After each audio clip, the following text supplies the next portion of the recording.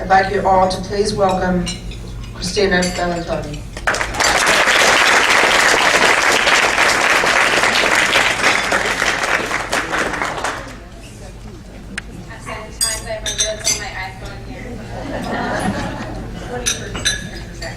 Hi everyone, welcome. Thanks so much for having me and for being so welcoming, both me and my friend Meredith, who took a road trip down here with me from Washington, D.C. Everyone can hear me okay?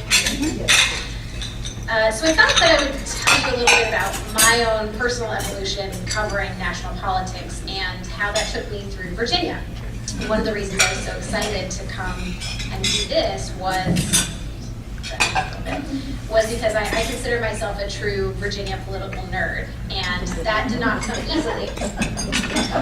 I grew up in the Bay Area, California, born and raised in San Jose in the heart of Silicon Valley, and I went to UC Berkeley, and I always knew I wanted to be a journalist, and sort of came up first through business journalism, almost on accident. It was my first job, and then I covered local politics, but I really knew after the 2000 presidential race, that was really inspired me. I had to get to Washington. I wanted to cover national politics, and so I set out getting a job, any job I could in Washington, D.C. And so I spent a lot of time cold calling newspapers and getting quite a few rejection letters back in the mail, many of which I still have, and from people I know today. And I like to remind them that they rejected me for jobs way back when.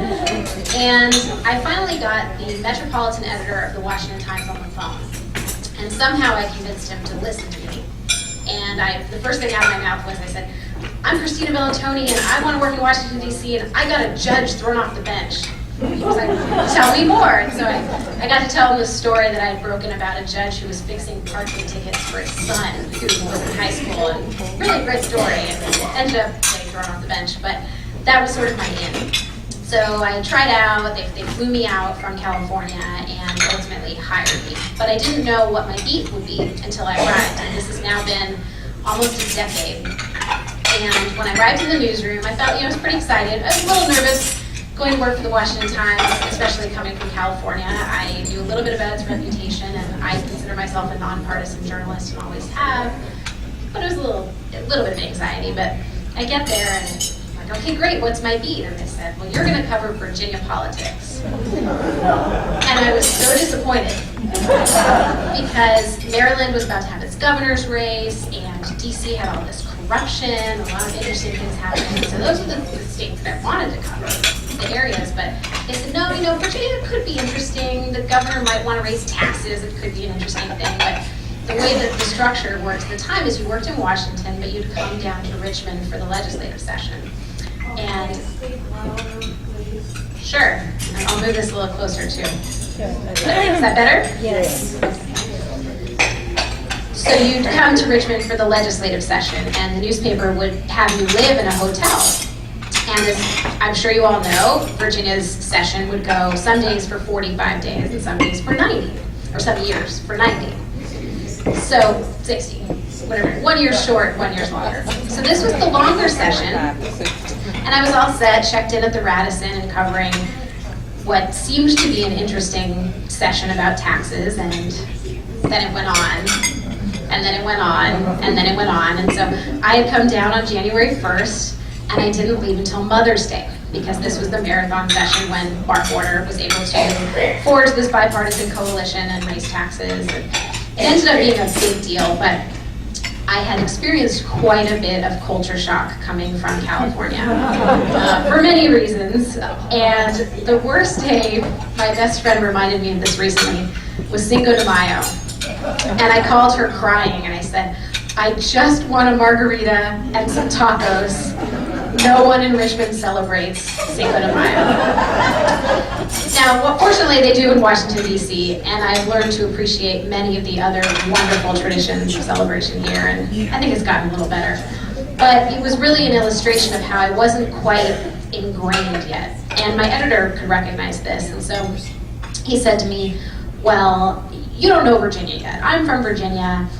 You need to do one thing and get out and get to know Virginia. So he got me an American Express, the company name on it, and he said, just drive as far as you can. And so I started in Salem, Virginia, And I hung out with Morgan Griffith, now a member of Congress. At the time, he was the House Majority Leader. And just sort of started to get to know Virginia. I worked my way all the way through the state. Spent some time at Skeeter's in Wytheville. Anybody ever been there and gotten a hot dog? And as I started to go through the state and see not just its beauty, but also its rich traditions, I started to understand that my culture shock was, normal. I'd left home for the first time, but that Virginia is the state that has an amazing political history, amazing civic history, and also a lot of really important things that happened in Virginia. And so at the end of that year was the anniversary of the Brown versus the Board of Education decision, and Virginia's legislators gathered on the steps of the portico, and they did this big event, sort of an apology or reckoning, talking about segregating schools and what that decision had meant. And I was very moved at the time because it was just so interesting watching the evolution of this state. And then we went inside the chamber, and then Delegate Adam Ebbin, he was the first openly homosexual legislator. He said, we were just out here apologizing for something that happened decades ago. And, you just might think things could change here in Virginia and people might have a different sentiment about gay rights one day. And most people scoffed at him. But I've been thinking about that a lot recently because it's been just such an evolution of Virginia and what's here and its traditions and how it's gotten a little more, purple is one word people like to use, but just bigger. As it grows, it changes. And it's been really a great evolution for me to get to watch that happen. So in addition to covering people like Mark Warner, I got to know Tim Kaine, Jim Webb, George Allen, Oliver North, a lot of these sort of larger-than-life political figures in Virginia who ended up having places on the national stage. And so in the end, I was very, very grateful that I'd gotten this beat covering Virginia. So a little bit further in my evolution, I ended up getting promoted to cover Congress after 3 years covering the Virginia legislature, and I sort of covered the Virginia delegation and still politics. And in April 2007, my boss said, well, we'll give you a little bit of the presidential race. We know that you wanted to do that. Which candidate do you want to cover? And I said, well, they're all interesting, but this Obama person's pretty interesting. And my editor said, no problem, because he will never win. Go ahead. So they sent me to the very first debate, which was in Orangeburg, South Carolina, right before Jim Clyburn's big fish fry that he does in this big parking garage. And on Capitol Hill, there's a sort of open seating press gallery where you don't have an assigned seat. You just show up and you plug your computer in.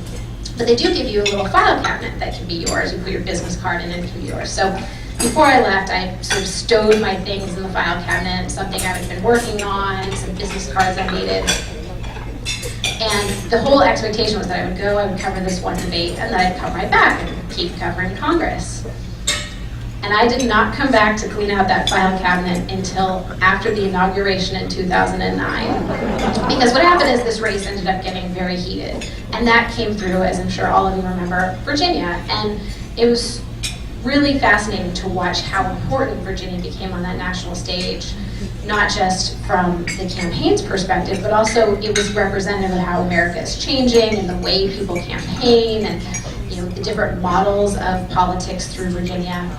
But also its rich tradition of holding people accountable and making sure that they actually show up. So, as you recall, you had lots and lots of appearances from the candidates in a state that you had been ignored for decades. And I'm pleased to report, as a national political journalist, that's not ever going to happen again. Virginia is going to remain on the national stage as an important state for a very long time.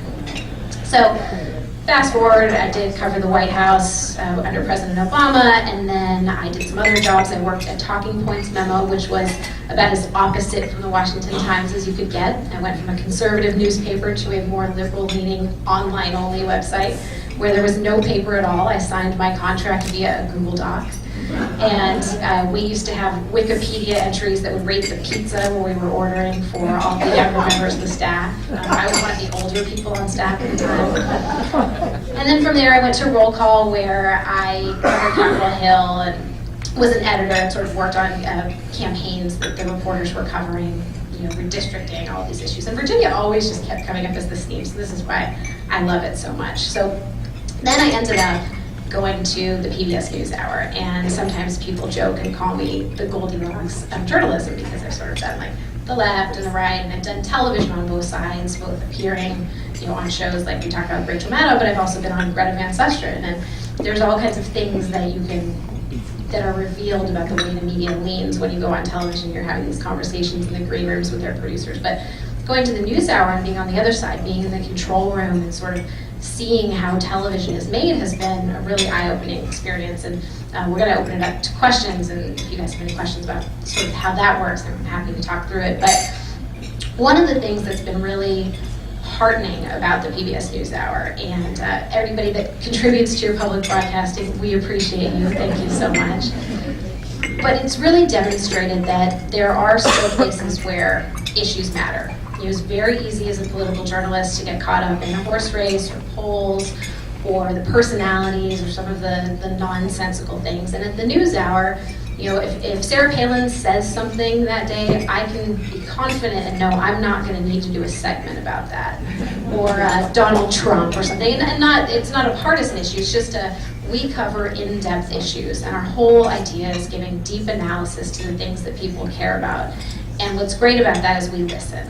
And so I've been able to see that develop over the last few years. And one of the things that we're doing actually involves Virginia, that it's not 100% public yet, so I will just give you a little bit of detail, but there's an organization that takes television archives and they put them on the internet. And they just got a grant from the Knight Foundation, and what they want to do is put hours and hours of television from Virginia airwaves online and allow people to sort of see how advertising and political campaigns has evolved, the messages that they're putting on air, the ways that those are translating into what you're hearing from the candidates, the way that how the candidates are attacking each other and its response. And oftentimes there's this game where a candidate will say that they've released an ad, and that'll get a lot of publicity, but they've never actually spent any money to put that ad on the air. So these are all things that we are going to be working with this organization to shed some light on Virginia's governor's race, which, as you all know, is going to be very competitive, fascinating race, and that's something that the NewsHour is really devoted to. And the final other thing that I would highlight is we're doing a project related to the Supreme Court's Voting Rights Act hearing. And we're calling it the Oral History Hotline.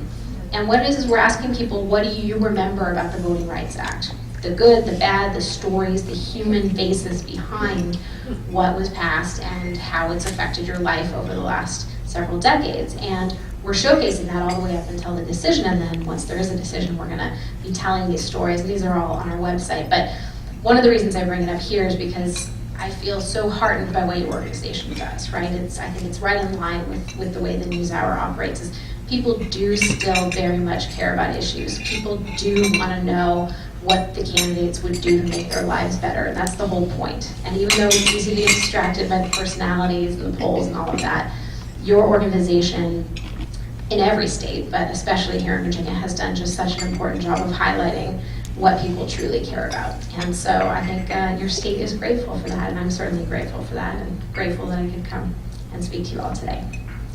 Thank you.